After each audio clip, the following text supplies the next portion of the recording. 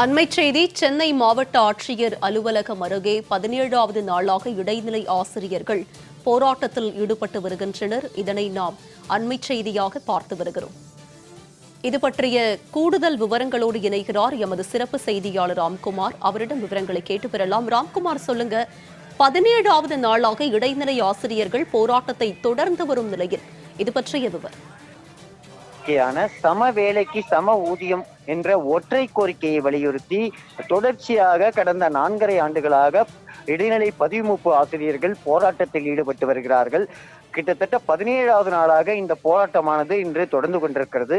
தொடர்ச்சியாக தமிழகம் முழுவதும் இருக்கக்கூடிய ஆயிரக்கணக்கான இடைநிலை ஆசிரியர்கள் சென்னையில் வந்து இந்த அரையாண்டு தேர்வுக்கு விடுமுறை அப்போ அது வந்த இடைநிலை ஆசிரியர்கள் கடந்த 17 நாட்களாக சென்னை டிபிஐ வளாகம், மாவட்ட ஆட்சியர் அலுவலகம் உள்ளிட்ட பல்வேறு இடங்கள்ல தங்களது ஒற்றை கோரிக்கையான இடைநிலை பதிவுமூப்பு ஆசிரியர்களுக்கு சம வேலைக்கு சம ஊதியம் வழங்க வேண்டும் என வலியுறுத்தி விளம்பர திமுக அரசுக்கு தொடர்ச்சியாக போராட்டம் நடத்தி வருகிறார்கள். இதுவரை பேச்சுவார்த்தை என்ற பெயரில் அவர்களை அழைத்து பேசியதோடு சரி, அவர்களுக்கான ஒற்றை கோரிக்கையை இதுவரை நிறைவேற்றவில்லை. இந்த நிலையில தங்களது கோரிக்கை நிறைவேறுவரை சென்னையை விட்டு திரும்ப மாட்டோம் என வலியுறுத்தி 17வது நாட்களாக தற்போது இந்த போராட்டமானது நடைபெற்று வருகிறது. சென்னை மாவட்ட ஆட்சியர் அலுவலகம் அருகே ஆயிரக்கணக்கான இடைநிலை ஆசிரியர்கள் இந்த போராட்டத்தில் பங்கேற்றிருக்கிறார்கள். அதாவது ஒவ்வொரு நாளும் போராட்டத்தில் ஈடுபடும் இடைநிலை ஆசிரியர்களை ஒரு ரவுடிகளைப் போல, ஒரு தீவிரவாதிகளைப் போல காவல்துறையினரை ஏவி அவர்களை கைது செய்யும் நடவடிக்கையில் ஈடுபட்டு வருகிறார்கள். நேற்று நடைபெற்ற போராட்டத்தில் ஒரு பெண் ஆசிரியர் என்றும் பாராமல் ஒரு காவல் உதவி ஆய்வாளர் அவரை ஏறி மிதித்து அவரை கொலைவெறி தாக்குதல் நடத்தியதும், ஒவ்வொரு ஆசிரியர்கள் என்று பாராமல் அவர்கள் மீது அராஜகத்தை கட்டவிழ்த்து விடுவதும் விளம்பர திமுக அரசின் தொடர் நடவடிக்கையாக இருந்து வருகிறது. எத்தனை தாக்குதல்கள் நடந்தாலும், எத்தனை வழக்குகள் போட்டாலும் தங்களது சம வேலைக்கு சம ஊதியம் என்ற ஒரு ஒற்றை கோரிக்கை நிறைவேறும் வரை தங்களது போராட்டம் தொடரும் என தெரிவித்து தற்போது 17வது நாளாக இந்த போராட்டமானது நடைபெற்று வருகிறது.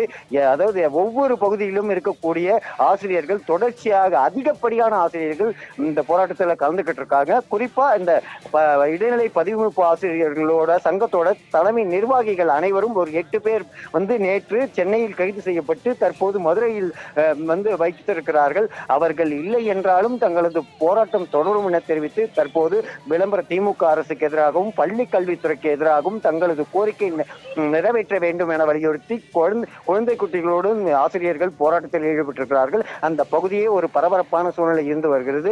தற்போது இந்த போராட்டம் என்பது எத்தனை நாட்கள் நீடிக்கும் என தெரியவில்லை. ஆனால் அரசாணை வெளியிடும் வரை தங்களது போராட்டம் தொடரும் என தெரிவித்திருக்கிறார்கள்.